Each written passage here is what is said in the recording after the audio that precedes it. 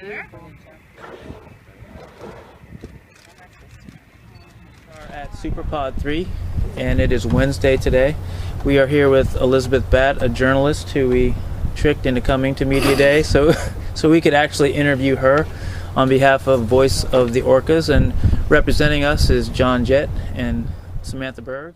What was the first story that you wrote about animal justice issues or about orcas? Can you remember what that story was?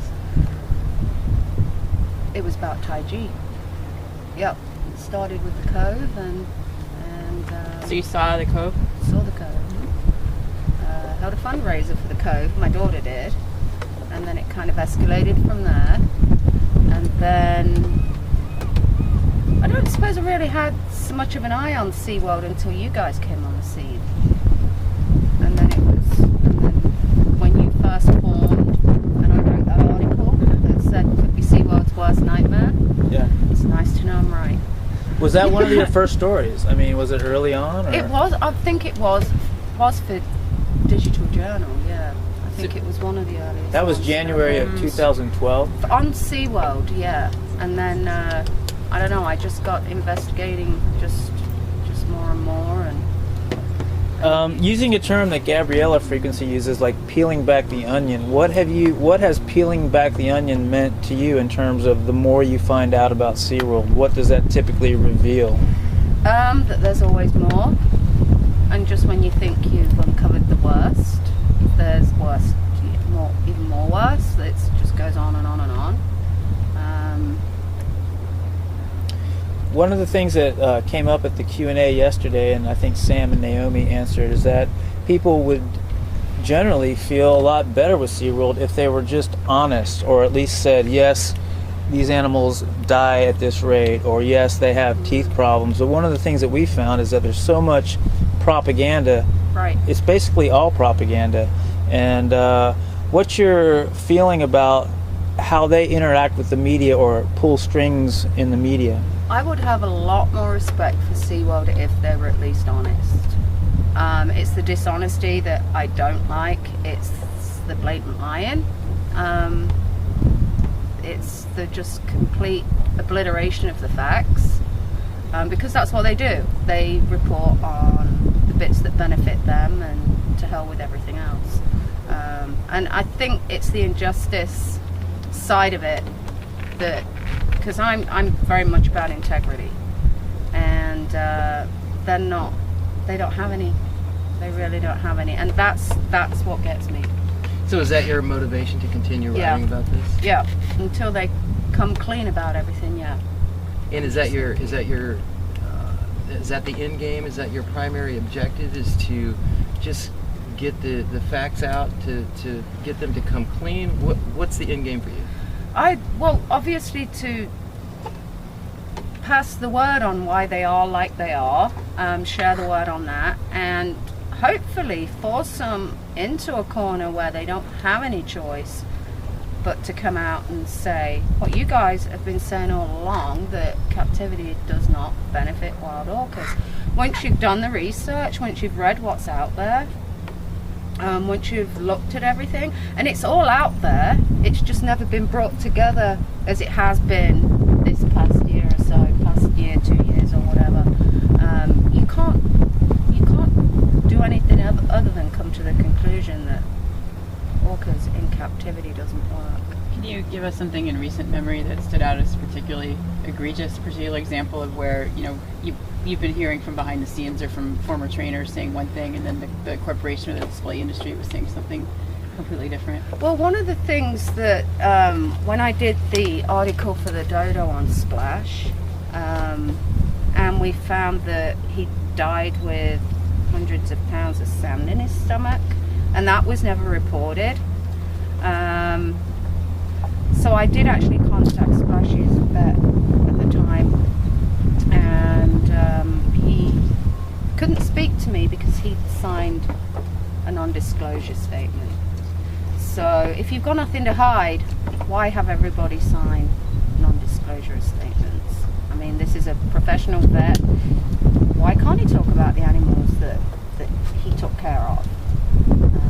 Not to mention, in that particular story, Splash apparently sat there at the outtake rate and was just inhaling sand, so it was really there's no shortage And of people who worked there who knew right. the truth, right? And so nothing was done about And it. nothing was done about it. It kept on, he just kept doing it, and they were just like, oh, okay, well, we're not going to fix it or whatever. I don't know why they didn't fix it. I have no clue.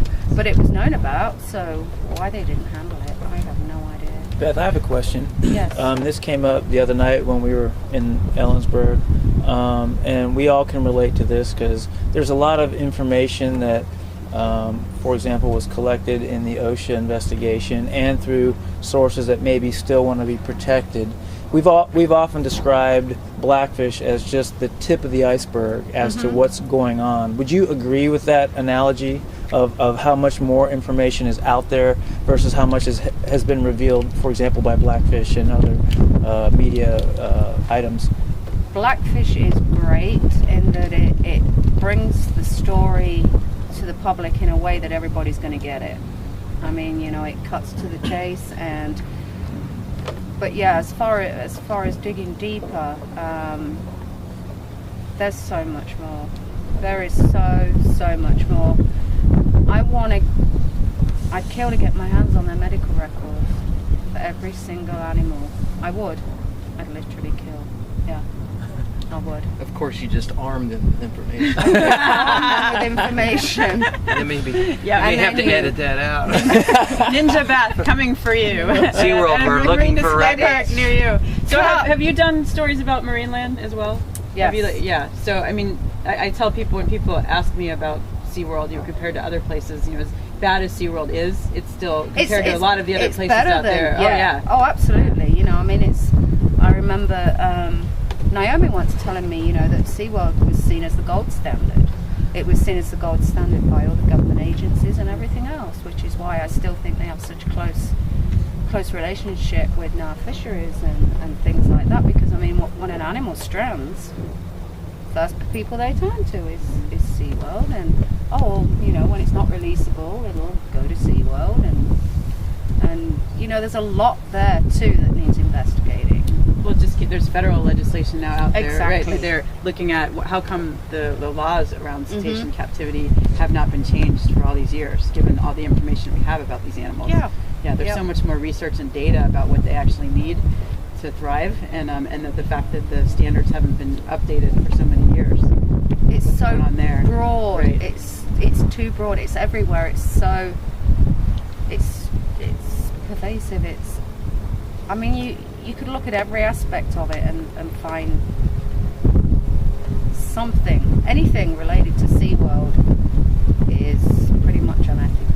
How about just a couple more questions and then we'll wrap it up, because I said we're going to keep it to 5, and we're over that. But what about, how do you think we need to go about changing the curricula in grade schools and middle schools? For example, by law, schools in Florida have to take their kids to SeaWorld as part of their educational component of their year, and JJ's an educator as well. What can that be changed? I mean, it came up last night in the Q&A, and it's very hard to change long-standing curricula because it gets very political. Do you have any opinion on that or ideas of how to make that happen? Oh, that's a good one.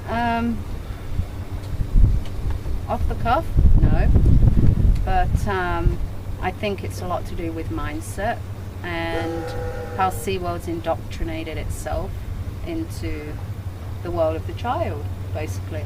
It's, I want to see a killer whale, let's go to SeaWorld, is completely the opposite of what it should be. I want to go see a killer whale, let's go to where they live. Right. And So see them. that's a perfect segue to one final question. You're here at Superpod 3. I mean, it's an incredible environment. We've seen superpods pretty much every day, spotted. What's your impression of San Juan Island and seeing killer whales from this perspective compared to SeaWorld? Well, I can honestly say I've never been to SeaWorld, so I take it as a feather in my cap. But I probably would have gone if I'd have had the opportunity before knowing all this. So I don't have a comparison, but the San Juan Islands are just breathtakingly beautiful, and yesterday I saw killer whales for the very first time in the wild, and it was, yeah, I really don't know what to say. It's still not sunk in. Yeah. Thank you. Surreal.